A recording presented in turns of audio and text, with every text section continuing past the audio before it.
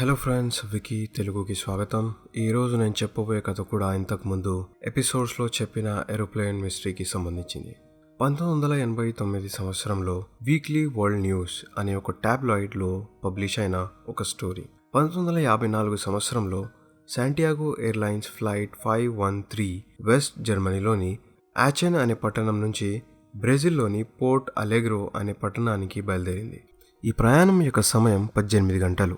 ప్రయాణం మొదలుపెట్టిన విమానం అట్లాంటిక్ సముద్రం వద్దకు చేరుకున్నాక ఎయిర్ ట్రాఫిక్ కంట్రోలర్ ఏటీసీతో కనెక్షన్ కట్ అయింది. ఆ తర్వాత ఈ ప్లేన్ కనిపించకుండా మాయమైపోయింది. అప్పటి అధికారులు విమానం సముద్రంలో క్రాష్ అయి ఉంటుందని భావించి సర్చ్ చేయడానికి రెస్క్యూ టీంలను పంపించడం జరిగింది. ఎంత వెతికినా ప్లేన్ కానీ, ప్లేన్కి సంబంధించిన భాగాలు కానీ లేదా ప్రయాణికుల ఆచూకీ కానీ తెలియలేదు. 2 సంవత్సరాలు గడిచిన తర్వాత శాంటియాగో విమాన కంపెనీ కూడా మూతపడిపోయింది.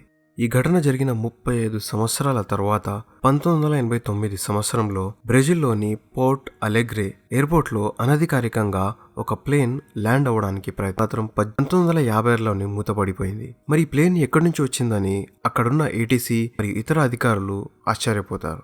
అక్కడున్న కొందరు ఇలాంటి ప్లేన్ 35 సంవత్సరాలకు ముందు మాయమైన విషయాన్ని కూడా చర్చించడం మొదలు పెడతారు. అక్కడున్న అధికారులు ప్లేన్ మంచి కండిషన్లో ఉండడం మరియు ఇంజన్ రన్నింగ్లో ఉండడం కూడా గమనించారు. మెల్లగా ఆ ప్లేన్ దగ్గరికి డోర్లు ఓపెన్ చేసి చూడగా అక్కడున్నవారు భయంతో 2 అడుగులు వెనక్కి వేశారు. కారణం, డోర్ తెరిచి చూసినప్పుడు 88 ప్యాసింజర్లు మరియు 4 సిబ్బంది, మొత్తం 92 మంది అస్థిపంజరాలతో తమ తమ సీట్లలో కూర్చొని ఉన్నారు. సీట్ బెల్ట్లు కూడా అలాగే ఉన్నాయి. కాక్పిట్లో వెళ్లి చూడగా కెప్టెన్ మిగేల్ విక్టర్ కూడా అస్థిపంజరంలా మారి ఉన్నారు. కానీ తన చేతులను మాత్రం విమానం యొక్క కంట్రోల్స్ పైనే పెట్టి ఉన్నారు.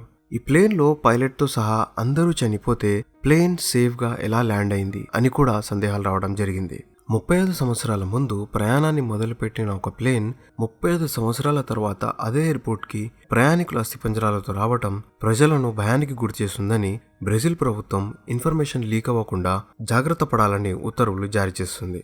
35 సంవత్సరాలు ఈ ప్లేన్ ఎక్కడుంది, ఇప్పుడు ఎలా ప్రత్యక్షమైంది, ఒక చనిపోయిన పైలట్ ఆ విమానాన్ని ఎలా ల్యాండ్ చేశాడు, వీరందరి చావుకు కారణం ఏంటి అనే విషయాలపై ఇన్వెస్టిగేషన్ చేయడం మొదలుపెట్టారు. కొన్ని థియరీల ప్రకారం ఈ ప్లేన్ టైం ట్రావెల్కి గురైందని చెప్పడం జరిగింది. ఎందుకంటే అంతరిక్షంలోని కొన్ని ప్రాంతాలలో టైం చాలా స్లోగా కదులుతుంది.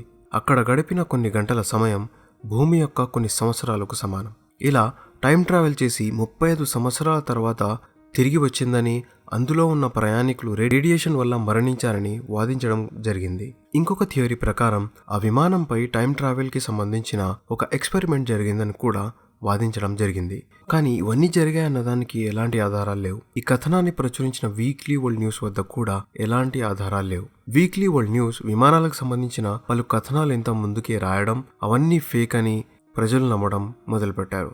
ఈ టాబ్లాయిడ్ ఫేక్ న్యూస్ స్టోరీస్ ను రాస్తుందని కూడా ఆరోపణలున్నాయి. కొంతమందికి ఇలాంటి స్టోరీస్ చాలా ఆసక్తికరంగా కనిపించవచ్చు, కానీ ఎలాంటి ఆధారాలు లేకుండా ఈ సంఘటన జరిగిందని కూడా చెప్పలేము. ఇంత ముందుకు స్టోరీలో కూడా ఇదే వార్తాపత్రిక ప్రచురించిన ఒక విమాన స్టోరీ గురించి నేను మీకు చెప్పడం జరిగింది. సో ఇవన్నీ చూస్తుంటే ఈ వార్తాపత్రిక కావాలనే విమానాలకు సంబంధించిన స్టోరీలను తయారు చేసిందని కూడా చాలా మంది చెప్పడం జరిగింది. సో ఇది ఇవాల్టి ఒక అన్సాల్వ్డ్ మిస్టరీ లేదా ఫేక్ స్టోరీ లేదా నిజంగా జరిగిన స్టోరీ కానీ ఆధారాలు లేవు అని కూడా చెప్పొచ్చు. ఒకవేళ మీకు ఈ స్టోరీ నచ్చినట్లయితే లైక్ చేయండి, షేర్ చేయండి మరియు సబ్స్క్రైబ్ కూడా చేసుకోండి. Thank you for watching.